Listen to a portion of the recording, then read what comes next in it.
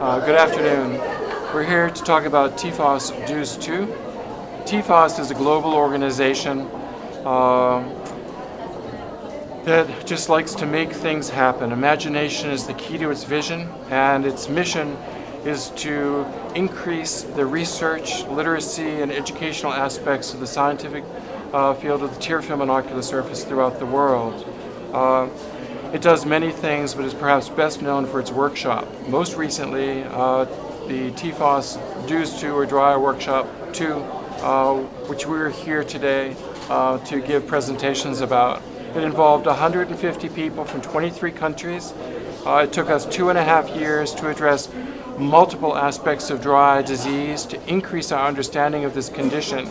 And we have recently published a report on the ocular surface that covers 10 different areas related to dry eye disease, and it is freely available on the website www.tearfilm.org.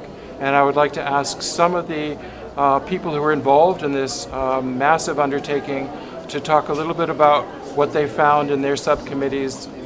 Jenny?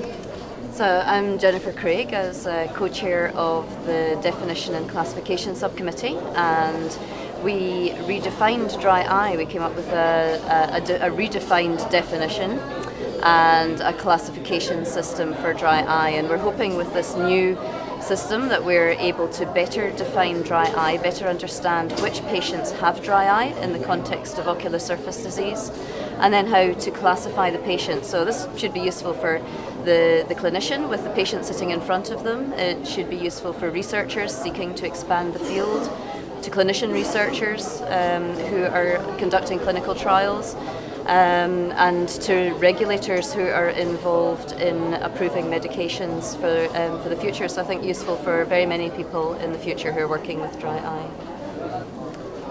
Yes, Jose Gomez. I coordinated the iatrogenic dry eye subcommittee together with few more surgeons, clinicians, and researchers, and this is an important and new chapter of the DEWS, which treats exactly the dry eye cases that were created unintentionally by a medical or paramedical treatment.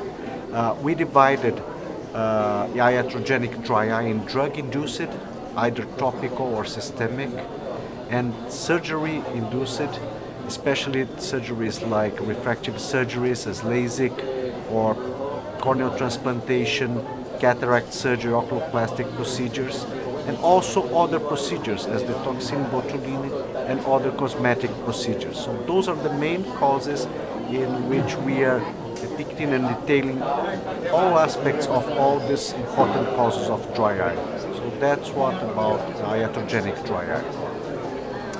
My name's James Wolfson, and I chaired the Diagnostic Methodology Committee. So we were really interested then in how you diagnose dry eye, because of course that's important to patients and policymakers, but also then in running effective clinical trials. And as Jenny said, in terms of the definition, you have to have symptoms.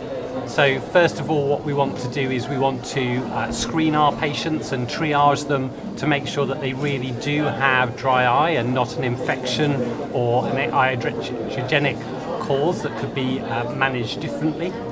And once we've done that, we then have a look at their symptoms, and we chose 2 questionnaires which have the best sensitivity and specificity. So that's either the dry eye questionnaire with its 5 questions, or the ocular surface disease index with its 12 questions. And then once we've determined that they have symptoms, we also need signs. And the 3 important signs that you need to look for is one of either non-invasive breakup time. Some people do it invasively, but that can change the results. So ideally it would be done non-invasively, but if not, there are videos showing the best techniques to use for each of these techniques. Osmolarity, we know osmolarity is a key part of the pathophysiology of dry eye, and we now have techniques to measure that, both looking at the highest value in the 2 eyes, but also the difference between the 2 eyes, and finally then the ocular surface staining. So that includes both the cornea, the conjunctiva, and the lid margin. So we use both fluorescein and lissamine green to do that.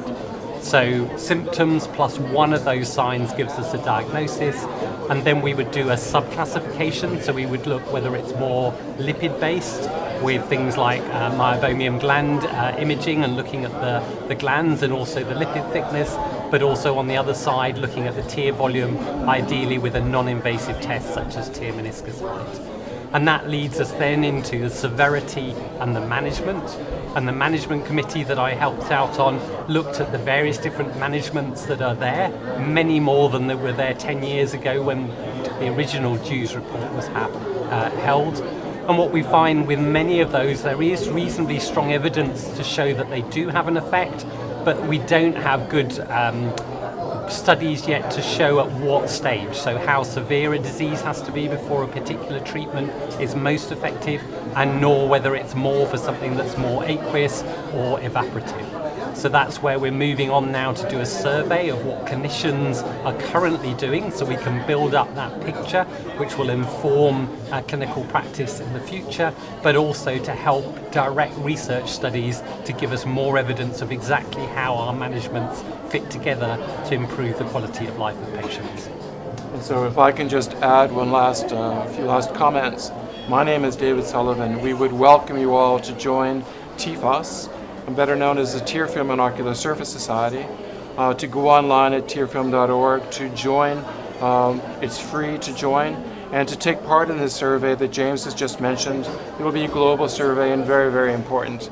So again, we look forward to having you be part of these initiatives around the world. Thank you.